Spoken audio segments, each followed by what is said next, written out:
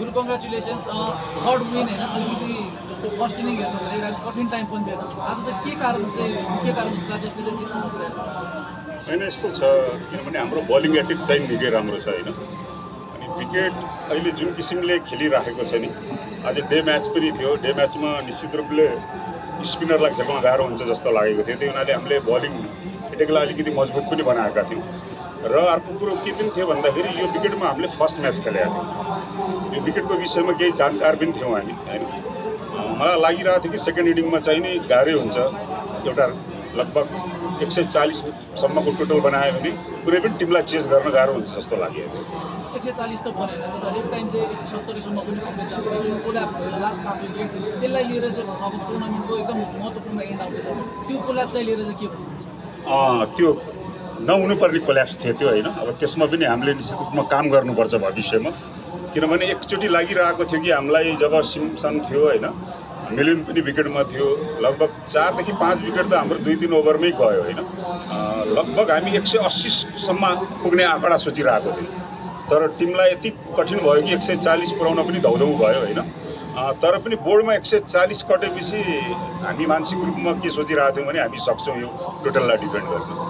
परमदेखि एउटा बलिङको हरेक स्टार्ट चाहिँ राम्रो भएको छ आज पनि म्याच दिनुको एउटा सेकेन्ड इनिङमा स्टार्ट भयो कसरी हेर्नु चाहिँ आज क्याप्टेन जुन हिसाबको बलिङ गरेर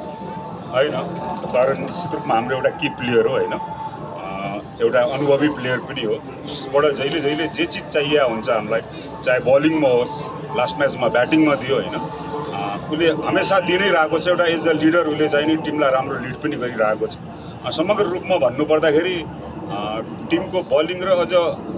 फिल्डिङ पनि एकदम स्तरीय भइरहेको अवस्था छ सुध्रिरहेको अवस्था छ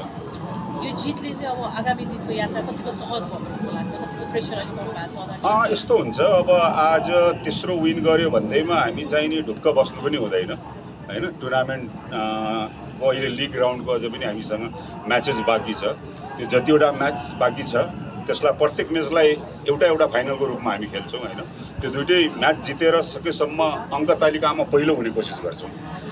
त्यो कोल्याप्स पछि चाहिँ तपाईँहरूको त्यो प्लान चाहिँ के थियो त्यसरी कोल्याप्स भयो एउटा 11 रन जोड्ने बेलामा चाहिँ 6 विकेट गइसकेको त्यो हिसाबले चाहिँ त्यो स्थितिमा चाहिँ तपाईँहरू चाहिँ डिफेन्ड गर्न जाँदाखेरि तपाईँहरूको प्लान चाहिँ के थियो यस्तो हुन्छ कि क्रिकेटमा कस्तो हुन्छ भन्दाखेरि कहिलेकाहीँ यस्तो किसिमको घटनाक्रम पनि चल्छ के किनभने हामीलाई रन बनाउनु छ नि त 4 ओभरमा लास्ट तेज रन बनाउनु पर्ने थियो तेज रन बनाउने उद्देश्यको साथै ब्याटिङ गर्दाखेरि त्यसरी विकेट झर्या हो त लास्टमा त हामीलाई केसम्म बाध्य भयो सोच्नलाई हामी अल आउट नहौँ जसो तसो 1-2 रन जोडेर भए पनि एटलिस्ट 147-48 पुगे पनि हामी फाइट गर्छौँ भन्ने सोच्यौँ त्यो क्रिकेटको त्यो उनै हो कि अब त्यो लागिरहेको भए केही नभए पनि 180देखि 175देखि 180 चाहिँ नि मजाले बोर्डमा लाग्थ्यो आज सिम्सनको पर्फर्मेन्स बारे के भन्नुहुन्छ गजबै भयो उसको इनिङले नै वास्तवमा हाम्रो टिमलाई आज उकासेको किनभने हाम्रो स्टार्ट पनि त्यति राम्रो भएको थिएन होइन जुन स्टार्ट खोजिरहेको थियौँ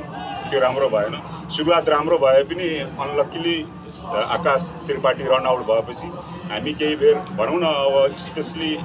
ढलमलाएका थियौँ 3-4 ओभरसम्म त त्यही पनि पछि हामीले पावर प्लेमा 6 ओभरमा 39 रनसम्म बनायौँ होइन कम ब्याक गऱ्यौँ सबभन्दा राम्रो पक्ष के रह्यो भन्दाखेरि मिलिन्द्र सिम्सनको जुन पार्टनरसिप रह्यो त्यही नै म्याच आज जित्नुको कारण रह्यो